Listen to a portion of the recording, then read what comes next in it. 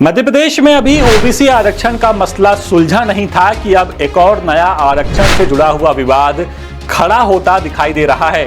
दरअसल जबलपुर हाईकोर्ट में advocate union for democracy and social justice नाम की एक संस्था ने याचिका दायर की है। इस याचिका में संस्था ने मांग करते हुए कहा है कि ईडब्ल्यूएस कोटे में एसटी, एससी और ओबीसी वर्ग को भी आरक्षण दिया जाना चाहिए, क्योंकि आरक्षण न देना संविधान के अनुच्छेद 14, 15 का उपखंड 6 और 16 के उपखंड 6 का उल्लंघन है।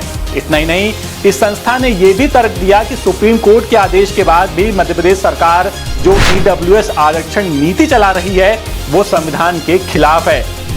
अब मध्य प्रदेश सरकार ईडब्ल्यूएस वर्ग को आरक्षण देने में कौन सी नीति चला रही है, इसे देख लेते हैं। मध्य प्रदेश सरकार ईडब्ल्यूएस वर्ग को जो सर्टिफिकेट जारी करती है उसमें यह लिखा रहता है कि ये कैंडिडेट एससी, एसटी, ओबीसी वर्ग में नहीं आता। इसीलिए इकोनॉमिक वीकर सेक्शन में कोटे का लाभ आरक्षित जातियों को नहीं दिया जाता। याचिकाकर्ताओं का कहना है कि संविधान के अनुच्छेद 15 के उपखंड 6 और 16 के उपखंड 6 के तहत ईडब्ल्यूएस का प्रमाण पत्र सभी वर्गों को जारी किया जाना चाहिए, न कि जाति आधार पर भेदभाव किया जाना चाहिए। याचिकाकर्ताओं ने हाईकोर्ट में दलील दी कि ईडब्ल्यूएस आरक्षण के लिए जारी फॉर्मेट में जाति का उल्लेख किया जा रहा है, जो संविधान के अनुच्छेद 14 का उल्लंघन है, जो समानता के अधिकार की बात करता है। उन्होंने सरकार की नीति को असंवैधानिक बताया और कोर्ट से हस्तक्षेप की मांग की। अब यहाँ बार बार संविधान के अनुच्छेद 14, 15 के उपखंड 6 और 16 के उपखंड 6 का जिक्र हो रहा है, तो चलिए आपको ये बता देते हैं कि आखिर इन सारे अनुच्छेद में क्या लिखा हुआ है। अनुच्छेद 14 कहता है कि कानून के समक्ष समानता सभी को दी गई है, यानी कानून के सामने सभी बराबर हैं। इस अनुच्छेद के तहत राज्य को किसी भी व्यक्ति के साथ कानून के सामने समान व्यवहार करना होता है। ये सुनिश्चित करता है कि सभी नागरिकों को शिक्षा, रोजगार और अन्य अवसरों तक समान पहुंच मिल सके।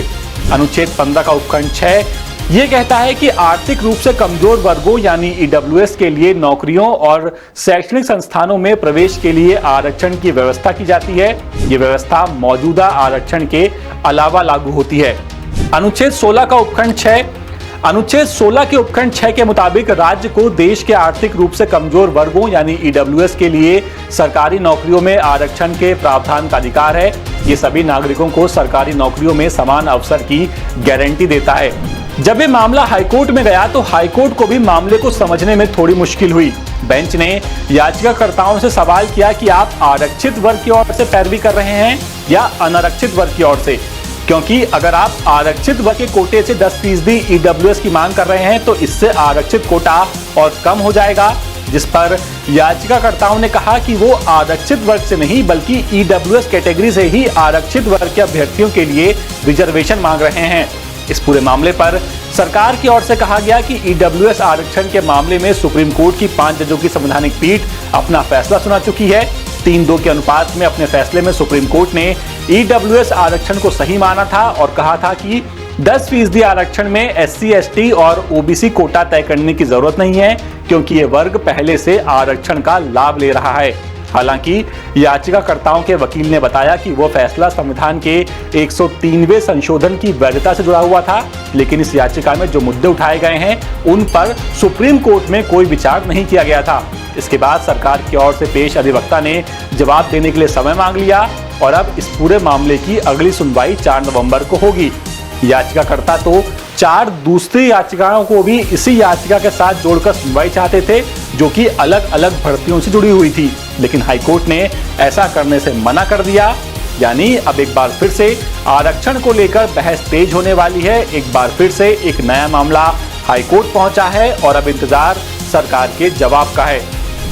ये पूरी खबर हम आप तक जबलपुर से हमारे विशेष संवाददाता नील तिवारी की मदद से लेकर के आए थे। अपडेट्स के लिए आप बने रहिए द सूत्र के साथ। नमस्कार। लेटेस्ट, इन्वेस्टिगेटिव और इन डेप्थ खबरें देखने के लिए ज्वाइन कीजिए द सूत्र का व्हाट्सएप चैनल, सब्सक्राइब कीजिए यूट्यूब चैनल, लाइक कीजिए फेसबुक पेज और पढ़ते रहिए वेबसाइट www.daसूत्र.com।